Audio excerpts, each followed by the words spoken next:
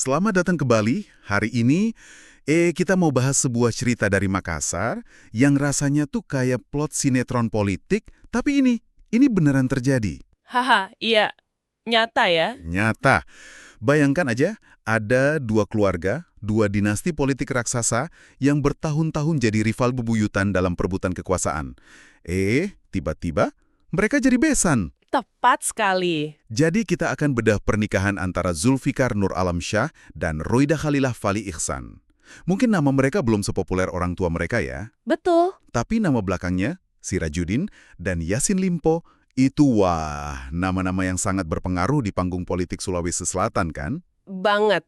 Dan yang membuat ini begitu menarik adalah bagaimana sebuah acara keluarga, sebuah pernikahan bisa jadi manuver politik tingkat tinggi. Nah, itu dia. Ini bukan cuma soal cinta dua anak manusia. Ini soal rekonsiliasi. Atau mungkin lebih tepatnya konsolidasi kekuatan dua klan yang punya sejarah panjang saling sikut.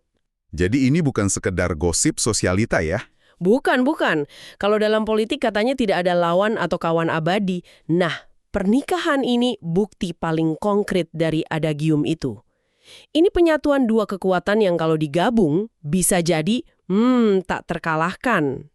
Oke, kalau gitu mari kita langsung ke jantung permasalahannya deh. Untuk paham betapa besarnya arti pernikahan ini, kita harus mundur sedikit. Iya.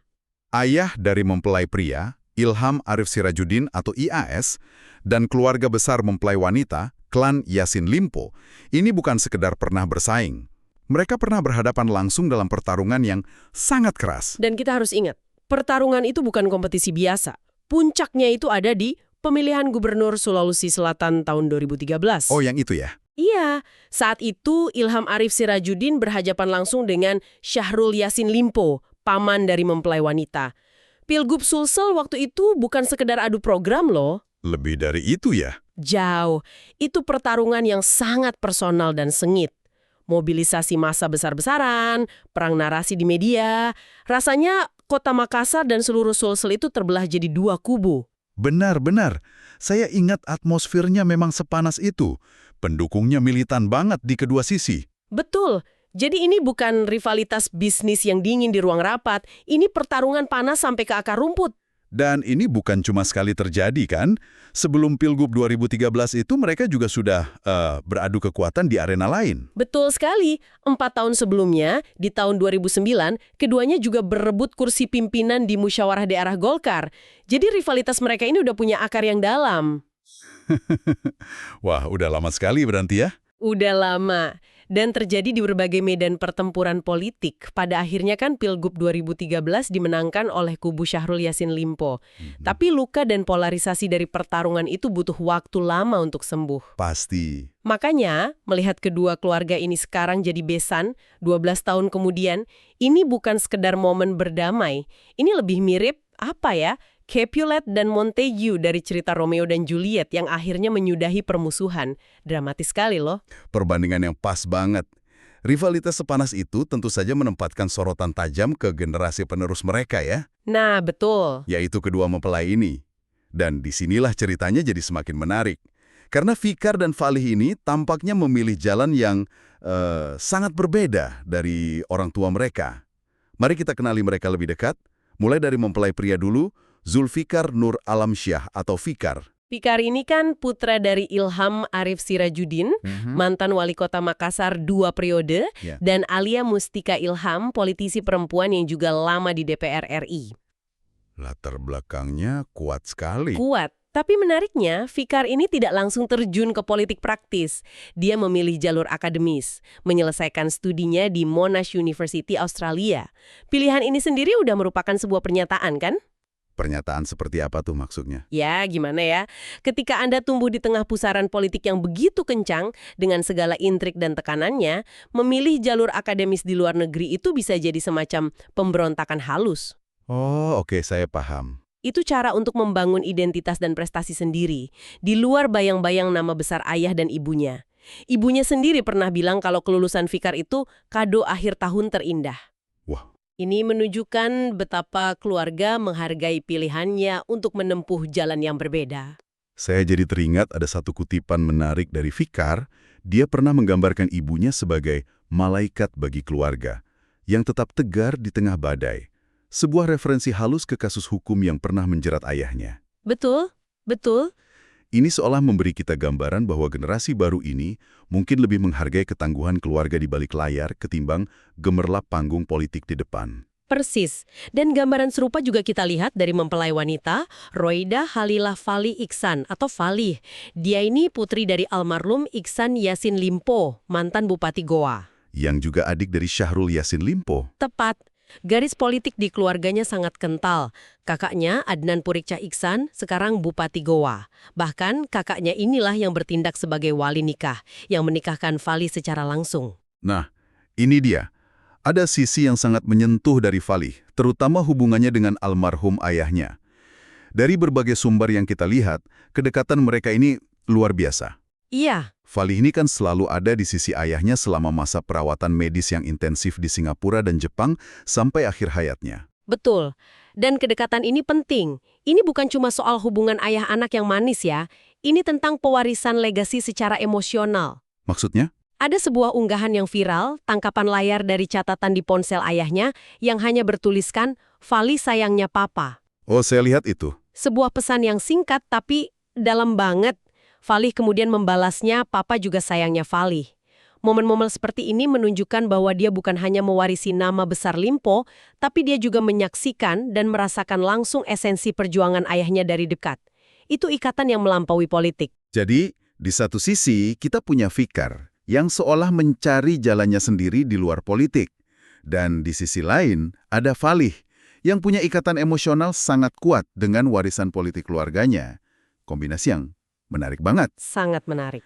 Dan penyatuan dua individu dengan latar belakang unik ini dirayakan dengan cara yang, ya, sangat sepadan dengan status keluarga mereka.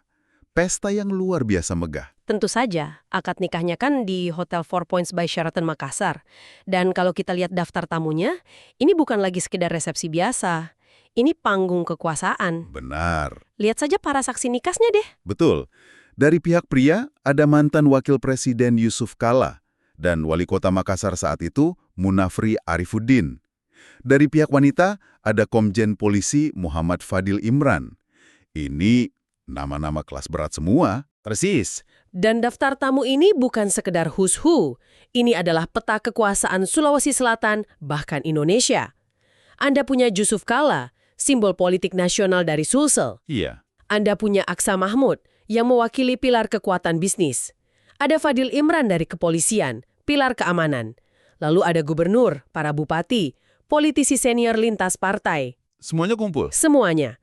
Kehadiran mereka di satu ruangan, di saat yang bersamaan, bukan cuma untuk memberi selamat. Ini bentuk pengakuan dari semua pilar kekuasaan, politik, bisnis, keamanan, bahwa aliansi baru antara klan Sirajudin dan Yasin Limpo ini adalah sebuah kekuatan baru yang harus diperhitungkan. Pesannya sangat jelas. Selain bertabur tokoh, yang menarik juga adalah bagaimana acara ini memadukan kemegahan modern dengan tradisi yang sangat kental. Nah, disinilah kecerdasan mereka terlihat. Kemegahan modern itu dibungkus dengan akar budaya yang kuat. Seolah ingin menunjukkan bahwa mereka tidak lupa daratan. Rombongan mempelai pria disambut dengan adat Palembang. Tapi setelah itu, tradisi Bugis Makassar mengambil alih. Ada iringan erang-erang, ada busara. Betul. Tunggu sebentar, mungkin tidak semua pendengar kita familiar dengan istilah-istilah itu. Apa sih sebenarnya makna di baliknya? Oke, tentu. Bosara itu nampan saji khas Bugis Makassar yang ditutup dengan penutup indah warna-warni. Menyajikan makanan dengan bosara itu simbol penghormatan tertinggi kepada tamu. Oh, begitu ya? Jadi itu cara mereka memuliakan para undangan. Lalu ada maharnya 88 rial, yang juga simbolis. Tapi momen puncaknya ada di dua prosesi, Sungkem dan Mapasi Karawa. Sungkem kita tahu ya, saat meminta restu orang tua. Suasananya digambarkan sangat haru. Kalau Mapasi Karawah, itu apa? Mapasi Karala itu tradisi di mana kedua mempelai saling menyuapi. Ini bukan sekedar gestur romantis loh. Maknanya dalam sekali. Apa maknanya? Ini simbol komitmen untuk saling menjaga, saling menafkahi, dan bekerja sama dalam membangun rumah tangga. Jadi, lewat simbol-simbol ini, mereka menyampaikan pesan, kami keluarga modern yang global, tapi kami dibangun di atas pondasi nilai-nilai luhur dan tradisi yang kuat. Perpaduan yang sangat kuat. Tentu saja, pesta sebesar ini, dengan tamu sebanyak itu, nggak mungkin nggak bikin heboh seisi kota. Haha, iya. Terutama buat warga Makassar yang kebetulan lagi buru-buru mau lewat Jalan Andi Jema di hari resepsi. Bisa dibayangkan ya, pasti ada yang menggerutu di jalan. Dan memang benar, ada rekayasa lalu lintas khusus. Jalan Andi Jema, yang merupakan salah satu arteri utama di sekitar lokasi, diubah menjadi satu arah. Untuk mengantisipasi kepadatan ya? Betul, ini langkah yang wajar untuk acara masif, tapi tetap saja pasti menimbulkan ketidaknyamanan bagi sebagian warga.